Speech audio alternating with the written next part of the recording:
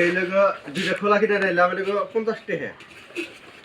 আর মাসে খেজুরা গুড় দুধ খায়, দুধের পিঠা খায়, দুধের পিঠা ভালো না, মানে এই খালি নালি থাকে আর চেনি থাকে আর মেডিসিন থাকে ব্যাগ কিছু। এই যে আমি কুশালা গুড় আনলাম 1 কেজি আনলাম 120 টাকা, আর চেনি আর মির্চি দিয়ে নিয়ে এলাম 100 টাকা কেজি। এই যে 2 কেজি চেনি নিয়ে এলাম আর 1 কেজি কুশালা গুড় দিয়ে এর মধ্যে মির্চি আছে, মির্চি দিয়ে তো খামো দুধের পিঠে। আর মাঝে খাই লোক ই করে খেজুরের গুড় দেয়, খেজুরের গুড় আসলে ভালো না।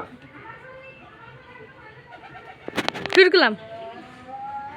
হ্যাঁ গাইস, এই দেখেন 6 কেজি দুধ কিনছি 1 কেজি করে, মানে যার 1 কেজি গায়ের দুধ, মানে দেশি গায়ের দুধ দিয়ে পিঠা খামু সুন্দর হবো। আর আপনারা খেজুর গুড় খাই না, খেজুর গুড়ের মধ্যে লালি দেয় আর বিভিন্ন মেডিসিন দিয়ে এক খাবারে কালার মনে হয় যে খেজুরের গুড় বানায়, কিন্তু আসলে খেজুর গুড় কিচ্ছুই না এর মধ্যে।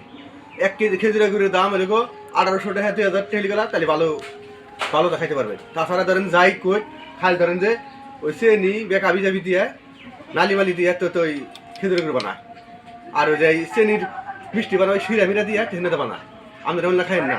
আর দেখেন এই যে আমি এখানে দেশি চেনি নিয়েছি আর এর মধ্যে মির্চি দিব আর লোকে যে কুশালের গুড় আনছি। আমি এনে দেখাবেন সুন্দর হবো, ও ভেজাল খায়েন না। মানে 2000 টাকা 2200 টাকা কেজি যদি গুড় আনেন, হাজারি গুড় ওটা অরিজিনাল, তাছাড়া তাদের সবাই ডুপ্লিকেট, একবার ডুপ্লিকেট।